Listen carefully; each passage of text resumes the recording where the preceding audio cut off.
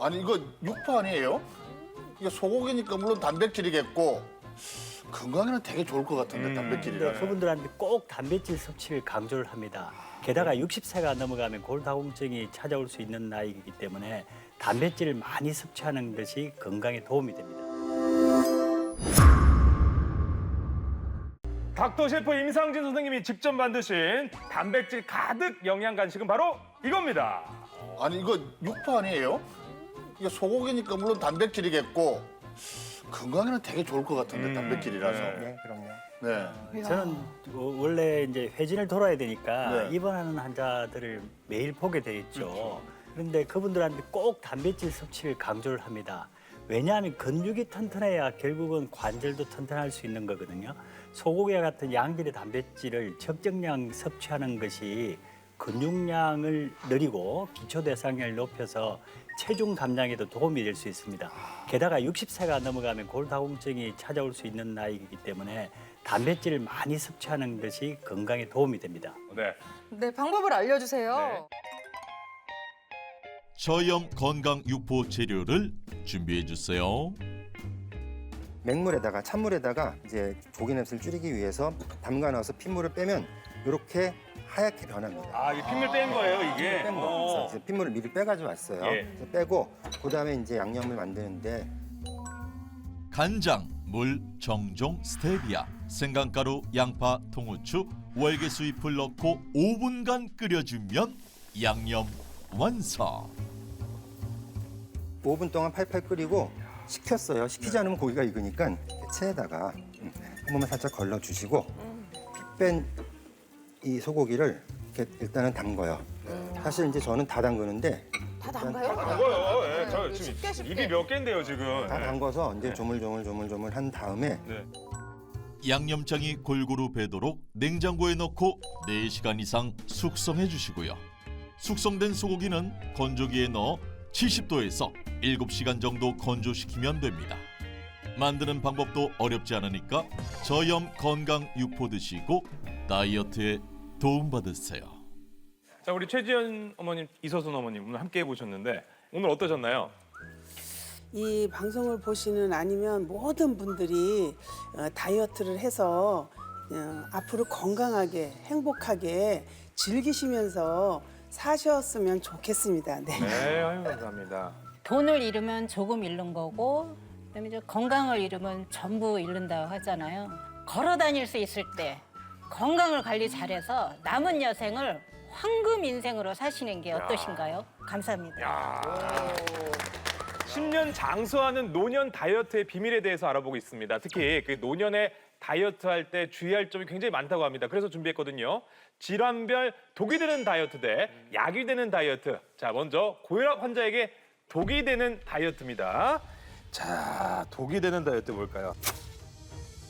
오, 웨이트. 운동인가? 네. 네, 고혈압 환자에게서 이런 웨이트 트레이닝, 그러니까 무거운 무게로 운동을 하는 것은 오히려 독이 될 수 있습니다. 이렇게 무거운 기구를 들 때 혈압이 급격하게 상승하고 이렇게 갑작스레 생긴 압력 변화는 혈관의 압력을 버티지 못하고 손상이 될 수 있기 때문이죠.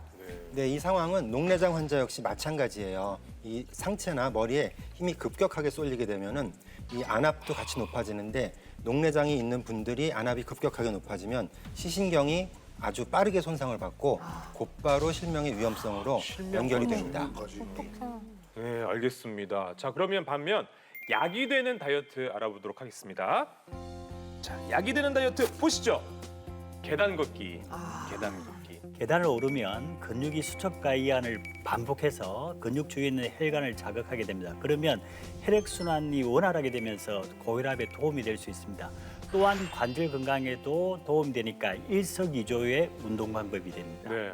네, 자 이번에는 당뇨병 환자에게 독이 되는 다이어트, 약이 되는 다이어트를 알아보도록 하겠습니다. 자, 먼저 독이 되는 다이어트 한번 볼까요? 네, 자, 독이 되는 다이어트는요, 뭘까요? 바로 저탄고지. 네, 이 저탄고지, 즉 탄수화물을 줄이고 그다음에 지방을 이제 위주로 하는 저탄고지를 다들 아시잖아요. 네. 그랬는데 당뇨병 환자들은 오히려 저탄고지 식단이 독이 되는 다이어트 방법입니다. 왜 그러냐면은 약을 복용하고 혈당을 조절하는 당뇨병 환자들이 급격하게 저탄고지하면서 탄수화물을 줄이게 되면 저혈당이 나타나거든요. 그리고 특히나 당뇨병 약 드시는 분들이 당뇨병 약을 드시고 저녁 식사를 생략하게 되면 저혈당 쇼크가 오기 쉬운 그 요건이 충분하기 때문에 이 상황은 피하시는 게 좋습니다. 그렇군요. 자, 네. 이번에는 그럼 약이 되는 다이어트 살펴볼게요. 네, 보겠습니다. 등산이요? 등산 좋은 것들은 뭐 많은 분들이 알고 계시죠. 등산은 하체 근육을 많이 쓰는데요. 이 하체 근육을 많이 쓰게 되면 혈당 조절에도 도움이 되니까 당뇨 환자분들에게 추천을 하게 됩니다. 그리고 당뇨병 환자라고 하면 공복 혈당을 꼭 확인하시고 운동하시는 걸 추천드리는데요. 운동 전에 이런 공복 혈당이 250 이상이면 이게 운동하고 나면 혈당이 일시적으로 올라갈 수 있어요. 그렇기 때문에 운동을 자제하시는 게 좋습니다. 우리 아버지가 건강이 젊었을 때부터 좀 안 좋았어요. 심근경색 수술을 2번이나 하셨고 뇌경색이 와서 돌아가셨어요. 2년 전에 돌아가셨는데 우리 아빠 같은 경우에도 비만 때문에 건강이 안 좋아졌다고 생각해도 될까요? 실제로 비만한 사람은 비만하지 않는 사람에 비해서 관상동맥 질환이 1.5배에서 2배, 고혈압은 2.5배에서 4배, 당뇨병은 5배에서 무려 13배까지 발생 위험이 높을 수 있다고 합니다.